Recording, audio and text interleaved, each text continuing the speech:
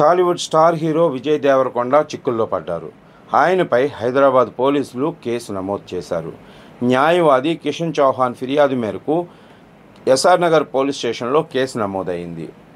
Retro cinema ఈవెంట్లో ఆదివాసులను అవమానించారని కిషన్ చౌహాన్ పోలీసులకు ఇచ్చిన ఫిర్యాదులో ఆరోపించారు. ఆయన ఫిర్యాదు మేరకు పోలీసులు కేసు నమోదు చేసి దర్యాప్తు చేస్తున్నట్లు సమాచారం. ఇందుకు సంబంధించి పూర్తి వివరాలు తెలియాల్సి ఉంది.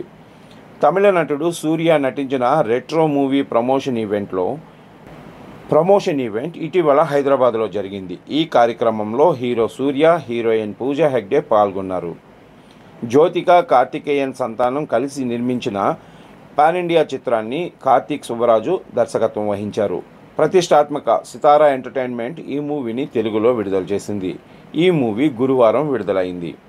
ఈ మూవీ ఈవెంట్లో విజయ్ దేవరకొండ, నిర్మాత నాగవంశీతో పాటు పలువురు సినీ ప్రముఖులు పాల్గొన్నారు. ఇదిలా ఉండగా విజయ్ దేవరకొండ ప్రస్తుతం కింగ్డమ్ మూవీలో నటిస్తున్నాడు. ఈ మూవీలో విజయ్కి జోడీగా యంగ్ బ్యూటీ భాగ్యశ్రీ బోర్సే నటిస్తుంది.